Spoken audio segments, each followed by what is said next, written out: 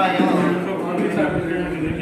की जो press conference में हमारे सीनियर लीडर कांग्रेस के यशपाल जी, हमारे विष्णु मल्होत्रा जी, हमारे विनय जी और अजय जी, प्रेस कॉन्फ्रेंस करने का जो मोटिव हमारा है वो आप सब जानते हैं कि पिछले दिनों जो खासकर कठुआ डिस्ट्रिक्ट और पूरे जम्मू प्रोविंस के अलग अलग ज़िलों में जो बाढ़ आई या क्लाउड बर्स्ट हुआ और काफ़ी जो नुकसान लोगों का हुआ, तो उसी के चलते आज हमने प्रेस कॉन्फ्रेंस की है। और हमारे सीनियर लीडर रमन भल्ला जी, चौधरी लाल सिंह जी और डिस्ट्रिक्ट लीडरशिप जितनी भी कांग्रेस की थी वो लोगों के बीच गई, जायजा लिया लोगों का कितना नुकसान हुआ।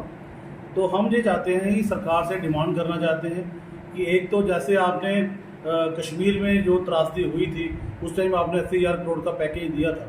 हालांकि जहां पर जो मौजूदा सरकार है, जहां पर बीजेपी को जोलियां भर कर वोट दिए, लेकिन पिछले दिनों जब क्लाउड बर्स्ट हुआ तो हमारे जो सांसद मंत्री हैं जो पीएमओ में, तो हमें उम्मीद थी कि वो एक बड़ा पैकेज अनाउंस करेंगे जम्मू कश्मीर के लिए, लेकिन शायद उनका ध्यान नहीं गया। लेकिन उनके कार्यकर्ता थोड़े थोड़े पैकेज लेकर आए। ठीक है, इनिशियल स्टेज में लोगों को चाहिए, लेकिन जितना लोगों का नुकसान हुआ, ये छोटे से 1-2 दिन के राशन से हमारा काम नहीं चलने वाला है।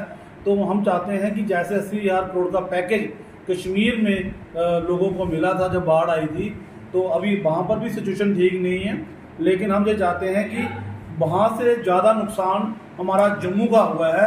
एक तो अमित शाह जी कल आ रहे हैं, अमित शाह जी जहाँ पर दौरा ना करें, लोगों को एक पैकेज बड़ा अनाउंस करें और इमीडिएट लोगों को 1-2 दिन के अंदर अंदर लोगों को पेमेंट रिलीज किया जाए। हालांकि इनके पास जो सरकारी तंत्र है, इनके पास पटवारी हैं, तहसीलदार हैं, जहाँ लोकल लीडरशिप है, सोशल वर्कर्स हैं, इनके अपने बीजेपी के लोग हैं, कांग्रेस के वर्कर्स हैं, आपको जायजा सारा आपके पास है और मैं चाहता हूँ कि इमीडिएट लोगों को रिलीफ दिया जाए।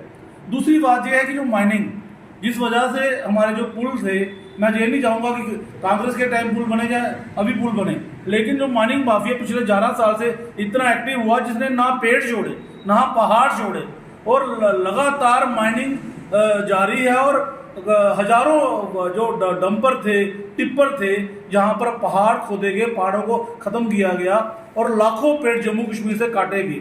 रोड बस या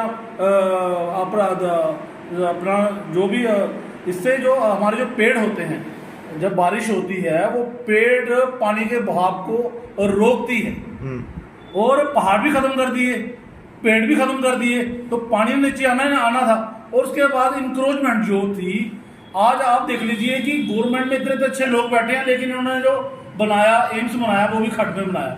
हमारा जो मेडिकल कॉलेज है ये भी खड्ड में बनाया। लोगों को लो नहीं करते थे, लेकिन हमारे पूर्वज कहते थे कि पानी अपनी जगह नहीं छोड़ता है।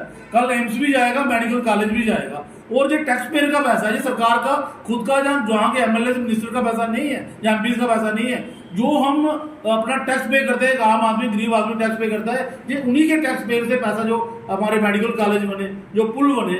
तो हम ये कहने का चाहते हैं कि ऐसी डेवलपमेंट नहीं चाहिए जो प्रकृति को नष्ट करके, हमारे पेड़ों को, पहाड़ों को खत्म करके जो डेवलपमेंट की जाए। और ये भी मैं कहना चाहता हूँ कि जैसे उन्होंने 500 मीटर का दायरा रखा होता है इन्होंने पुल के साथ, लेकिन 500 मीटर के दायरे के अंदर अंदर भी जो उनका माफिया है, क्रशर माफिया या आप माइनिंग माफिया लगा लो, वो तो बिल्कुल 200 मीटर के दायरे में आ जाता था।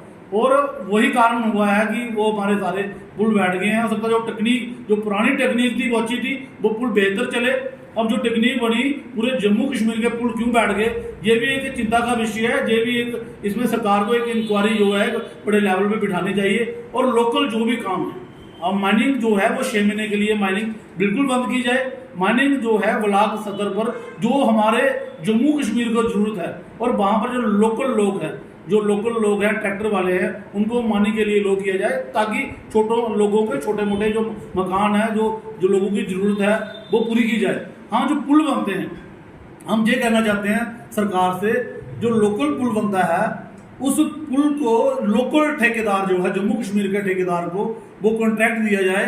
और जो जवाबदेही है, जो पुल के साथ जो अर्जैनिक गांव है या लोकल लीडरशिप है, चाहे वो किसी भी पार्टी से है, वो जब पुल बनता है तो वो चेकिंग करे, लोकल लोग चेकिंग करें कि जो पुल बन रहा है क्या वो वाकई ठीक बन रहा है, क्या ये 50 साल 100 साल चलेगा।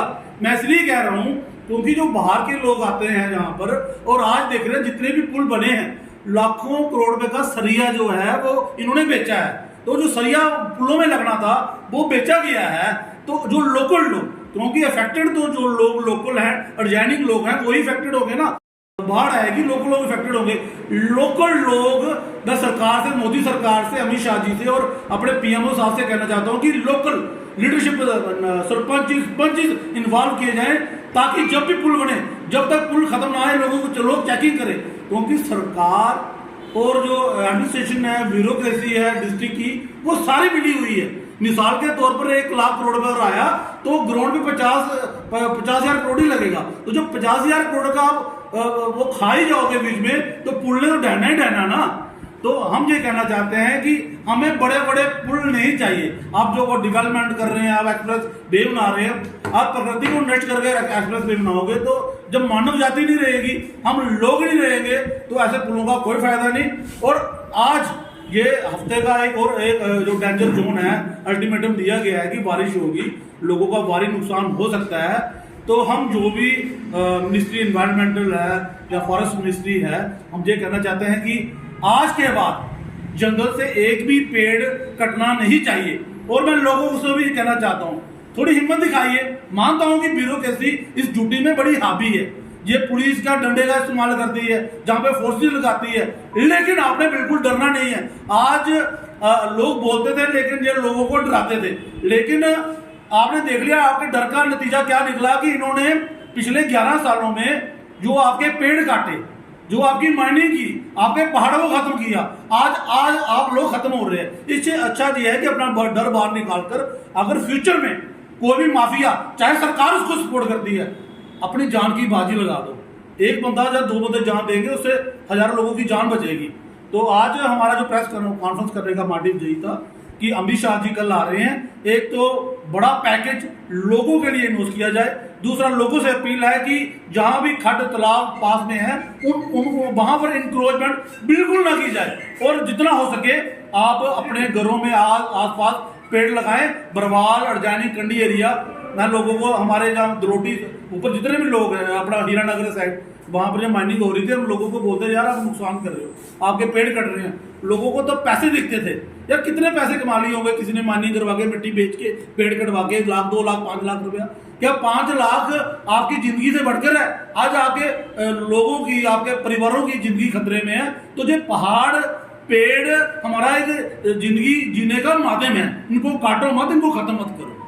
रॉबिन जी, जम्मू खिते के हर कश्मीर, पूरे जम्मू रीजन में ही अगर देखें तो एक आपदा पड़ी हुई है कि क्लाउड बर्स्ट जो हुआ है, उससे हमारे जम्मू डिवीज़न के जितने भी डिस्ट्रिक्ट्स हैं उनमें मैक्सिमम डिस्ट्रिक्ट्स में उसका जो है लॉस हुआ है, हमारे लोगों का नुकसान हुआ है। तो कांग्रेस पार्टी की ये अब सरकार से डिमांड है कि सरकार जो है इमीडिएटली जो है एक रिलीफ है वो हमारे लोगों को दे, और एक पैकेज की घोषणा की जाए। जिस प्रकार से श्रीनगर में जब इस प्रकार की आपदा आई थी, तो हमारी सरकार ने जो है वहाँ पे एक 80,000 करोड़ का जो पैकेज है वहाँ के लोगों को दिया गया था। हालांकि वहाँ से बीजेपी को वोट नहीं मिले, तो यहाँ से तो हमारे लोगों ने झोलियाँ भर भर के वोट दिए हुए हैं, और हम उम्मीद करते हैं कि यहाँ हमारा नुकसान भी ज़्यादा हुआ है हमारे लोगों का।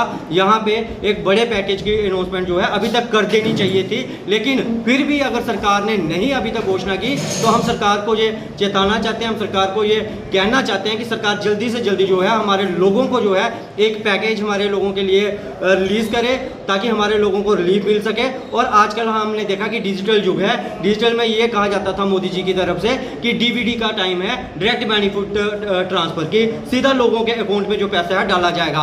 अभी मैं प्रशासन से भी ये कहूँगा, एडमिनिस्ट्रेशन से, कि जो एक कंपनसेशन बनाया जा रहा है, जिन लोगों का कंपनसेशन बनाया है ठीक है, और कुछ लोगों की हमारे पास शिकायतें आई हैं कि वहाँ तक अभी तक जो प्रशासन की टीम में है, एडमिनिस्ट्रेशन की टीम में है, वो नहीं पहुँची है, उन लोगों का भी नुकसान हुआ है। हम चाहते हैं कि प्रशासन भी जो है पूरी ईमानदारी से काम करे, ताकि एक भी ऐसा हमारा कोई ऐसा रहे ना कोई भी कि जिसको ये रिलीफ ना मिले, क्योंकि इस त्रासदी में यही सरकार का दायित्व होता है कि हमारे लोगों को जो है रिलीफ दिया जाए। और मैं ये कहना चाहता हूं कि एक प्रश्न मेरे मन में है कि ये पीएम केयर फंड और एमपी लेड फंड, ये 2 फंड होते हैं। मैं ये पूछना चाहता हूं ये 2 फंड किस चीज के लिए होते हैं और कब रिलीज किए जाते हैं? क्यों इस फंड को रिलीज करने की जो डिमांड है अभी तक नहीं किए जा रही? कौन सी ऐसी आपदा देश में आएगी कि ये पीएम केयर फंड और एमपी जो होते हैं, एमपी MP लेड फंड से जो है लोगों को रिलीफ देंगे। हमें तो ये उम्मीद थी कि हमारे MP साहब आएंगे, और जब ये त्रासदी हुई तो हमने सोचा कि हमारे जो सांसद जी हैं वो संसद में हैं इस समय, लेकिन उन तक ये न्यूज़ पहुंच चुकी थी कि जम्मू में जो है ऐसी त्रासदी हो चुकी है कि जब हमारे सांसद जी आएंगे वहां से कोई पैकेज लाएंगे, हो सकता है हमारे लोगों को रिलीफ मिले। और हमने ना तो कोई बात कही और ना ही कोई राजनीति की बात इसमें थी, क्योंकि ये एक लोगों की राइट की बात है, इसमें राजनीति की बात नहीं है, इसको राजनीति के साथ ही जोड़ा जाए। और बड़े ही हमें दुख हुआ कि जब हमारे सांसद जी आए, केवल 5-5 किलो या 10-10 किलो के जो लोगों को रिलीफ दिया, ये एक सांसद को शोभा नहीं देता इस प्रकार का रिलीफ। मैं इस बात के लिए सांसद जी से ये कहना चाहता हूँ कि सांसद जी, ये आपने हमारे लोगों के साथ मजाक किया है। हमें ये उम्मीद थी कि एक अच्छे पैकेज की घोषणा करेंगे, हमारे लोगों को जो है MP लेड फंड से जो है इमीडिएटली रिलीफ दिया जाएगा। आप देखिए जम्मू में वहाँ पे 1 करोड़ का जो चेक है वो उनके दिया गया है MP लेड फंड से, लेकिन हमारे कठुआ में जो हमारे सांसद जी हैं वो PMO में बैठे हुए हैं, वहाँ तो एक अच्छा पैकेज मिलना चाहिए था हमारे लोगों को, लेकिन हमारे लोगों को पैकेज नहीं मिला। इसलिए जो है कांग्रेस पार्टी आज ये डिमांड कर रही है कि इस पैकेज को रिलीफ किया जाए। और दूसरा मैं ये कहना चाहता हूँ कि अभी तक ये सरकार